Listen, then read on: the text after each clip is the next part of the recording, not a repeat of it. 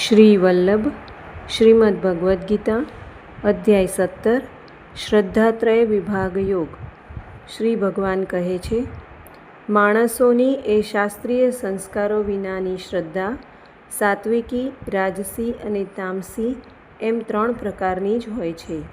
જે માણસ જેવી શ્રદ્ધા રાખનારો છે એ પોતે પણ એવા જ સ્વભાવનો છે.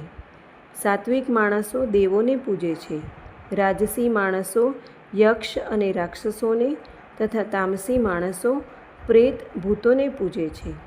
ભોજન પણ સૌને પોતપોતાના સ્વભાવ અનુસાર 3 પ્રકારનું ગમતું હોય છે અને એ જ રીતે યજ્ઞ, તપ અને દાન પણ 3 પ્રકારના હોય છે. આહાર આયુષ્ય, બુદ્ધિ, બળ, આરોગ્ય, સુખ અને પ્રીતિ વધારનારા, મનને ગમે એવા આહાર સાત્વિક માણસને ગમતા હોય છે. કડવા, ખાટા, ખારા, ઘણા ગરમ, તીખા, ભૂંજેલા, દાહ જન્માવનારા અને દુઃખ, ચિંતા તથા રોગોને જન્માવનારા આહારો રાજસી માણસોને ગમતા હોય છે. જે ભોજન અડધું પાકેલું અને અડધું કાચું, સુકાઈ ગયેલા રસનું, વાસી અને એઠું છે તથા જે અપવિત્ર પણ છે એ ભોજન તામસી માણસને ગમતું હોય છે.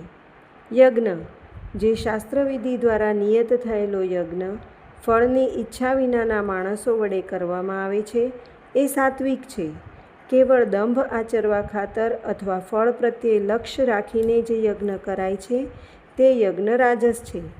શાસ્ત્રવિધિ વિના, અન્નદાન વિના, મંત્ર રહિત, વિના દક્ષિણા અને શ્રદ્ધાભાવ વિના કરવામાં આવેલ યજ્ઞ તામસ કહેવાય છે. જ્ઞાનીજનોનું પૂજન, પવિત્રતા, સરળપણું, બ્રહ્મચર્ય, અહિંસા આ શરીરનું તપ કહેવાય છે. વેદશાસ્ત્રોના વાંચનનો અને પરમેશ્વરના નામ જપનો અભ્યાસ કરે છે તે વાણીનું તપ કહેવાય છે. તપ ફળની ઈચ્છા વિનાના યોગીજનો દ્વારા પરમ શ્રદ્ધાથી આચરવામાં આવેલા કાયિક, માનસિક અને વાચિક આ 3 પ્રકારના તપને સાત્વિક કહેવાય. જે તપ સત્કાર, માન અને પૂજા ખાતર તથા બીજા કોઈ સ્વાર્થ ખાતર પાખંડથી આચરવામાં આવે છે તે તપ રાજસ કહેવાય.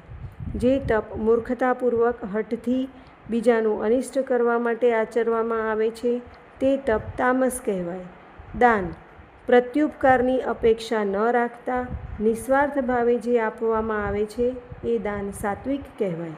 પ્રત્યુપકારની અપેક્ષાથી કે ફળને દ્રષ્ટિમાં રાખ્યા પછી જ આપવામાં આવે છે એ દાન રાજસ કહેવાય. જે દાન